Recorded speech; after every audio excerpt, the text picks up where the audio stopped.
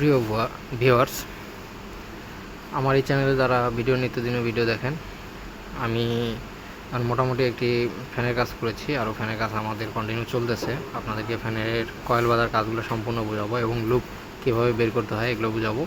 এখানে দেখতেই পারতেছেন এটি জিএফসির একটি পাকিস্তানি ফ্যান।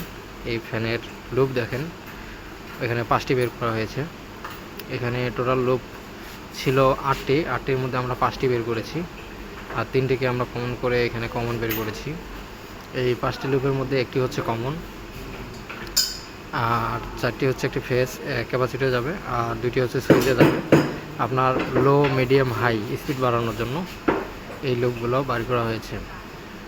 আমার একটি লং ভিডিও আছে, ভিডিওর মধ্যে আপনারা দেখতে পারবেন যে আমি কীভাবে বিস্তারিত লুপগুলো বের করেছি এবং স্টার্টিং এবং রানিং কয়েলের কীভাবে কানেকশন করা হয়েছে এগুলো আপনাদেরকে দেখাবো সম্পূর্ণই। অবশ্যই আমার চ্যানেলটিতে সাবস্ক্রাইব করে পাশে থাকবেন।